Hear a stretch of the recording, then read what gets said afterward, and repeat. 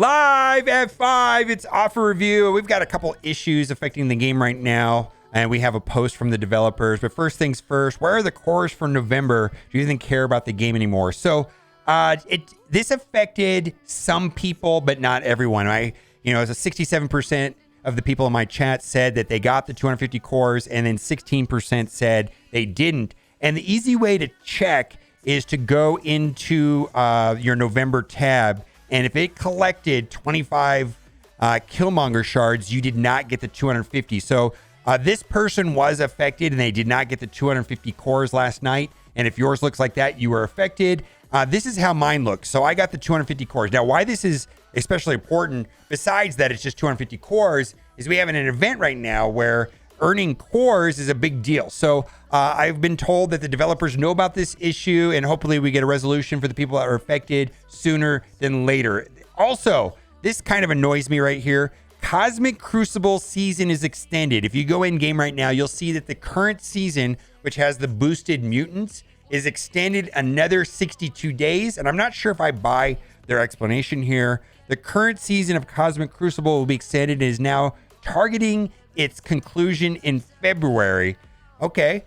I think a lot of people were looking forward to it rolling over in the next 2 weeks, but that's not the case. They extended it for another 2 months. We're currently working on increasing rewards related to the game mode, including adding some valuable character shards in the Cosmic Crucible store.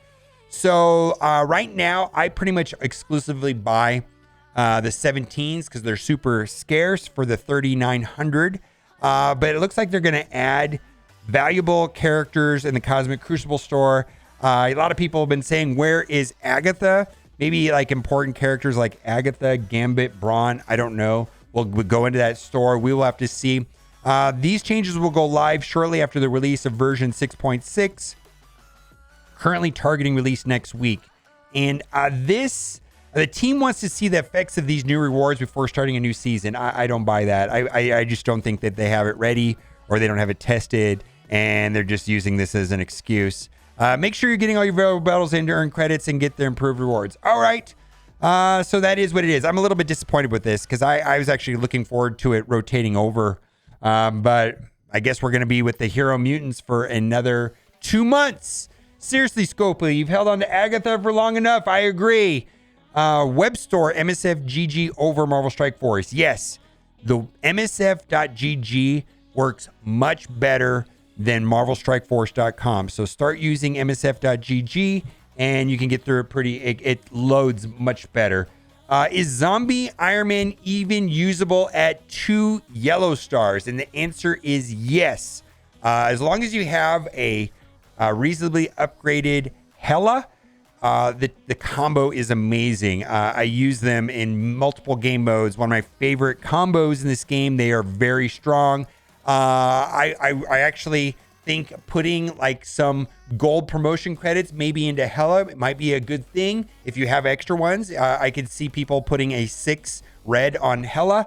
I don't know if I would take her to gear tier 16 because she's Mystic and you need Mystic gear for a lot of other characters. I left her at gear tier 15 and I have her at 6 red stars, and I'm very happy with my low yellow star Zombie Iron Man. Where have all the training mat fragments gone? Now, I know this depends on from player to player. Some people say they have tons of training materials. It seems like for most people, including myself, I've been seeing this complaint a lot. Has anyone else noticed a serious decrease in training materials lately? It could be that they boosted the gold and it's thrown the ratio off. I'm not really sure, but I mean myself personally have a severe shortage of training materials over gold. And it seems to me that they flush the market with gold, then they flush it with training materials, and they kind of go back and forth based on the events. And right now they've been boosting the gold more than training materials. Spiderweaver dodging everything in my mind is definitely boring and frustrating. And I was talking about this the other day. Dodge mechanics is especially annoying in these hero collector games. I remember back in the day when I was playing Galaxy of Heroes with the Dooku meta.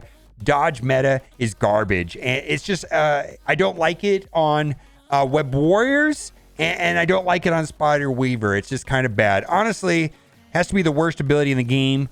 I know it can be countered, but watching her get to charge after charge to do nothing but dodge is so dull. The fact that it affects her entire team too is also a joke. The real cherry on the top when you're facing her in CC and she's very high in power. Just an awful mechanic. Yeah, dodge mechanic is just generally not a good mechanic in general in these hero collector games. I don't like them. But anyways, she is very strong. Spider Weaver is the real deal. She is a top 10 character easily, and she is good in nearly every game mode that I can think of that is important, other than Raid right now. But Arena, War, and Cosmic Crucible, she is definitely a top 10 character. Let's get into the offers. We got a couple offers here worth considering. Right here, we've got a Wakanda team. So you need to have Shuri, of course. Shuri is the kind of the key of the team. And I think the 3 to focus on is going to be Shuri, OG Black Panther, and Okoye. And then, you can use these 2 here in Cosmic Crucible. And then, of course, in War, it's the 2 new ones, which is going to be Nakia and Black Panther 1 mil. So this will get you going. I wouldn't look into this unless you had Shuri. Anyways, and she's a legendary character. Then also, we've got this Unreal McCoy offer right here, and I don't like this. Some people do like this. I don't particularly care for this, and maybe it's just unique to me. But it got $10 US, and we've got 500 cores. If this had 750 cores, then this would be bonus stuff. This is a Dark Beast orb, which I personally value at $3. So this is kind of a push. I guess the reason why I don't like it that much is that these particular orbs, these were like the web store celebration orbs or something like that. And the thing I can say about these orbs that I did like is that they have Cersei and Icarus in. And now I have both Cersei and Icarus at 7 yellow, so they're not as important to me. So this offer's okay. I'm just not going to buy it myself. Like I said, if it had 750 cores, I would consider it. I do think this is a good offer right here. 50 Brawn, 50 Abomination. I believe Brawn is going to be the super scarce member on the Gamma team. Just like Gambit is super scarce and Agatha is super scarce. And this is best price. And these that I've seen on these characters right here, basically it's 50 character shards for $10 on each one of them. So I think that is very reasonable. And Gamma is also probably my favorite team in the game right now.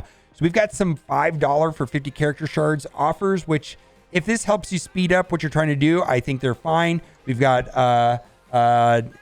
Cloak right there, which is quite good, 50 character shards for $5. Then we've got Madeline Pryor. Now she is hard node farmable right now. Node farmable, 50 character shards for $5. Also, nodes 6 and 7 in the next Scourge are going to be non-legendary mutant. That means you can't use a legendary mutant, which is kind of a big deal because a lot of the teams are built around the legendary character, whether that's a Mega Red, Phoenix, Jubilee, Magneto, so on and so on. Like specifically, if you think about like Axeman, Jubilee and Jubilee's passive really fuels the team.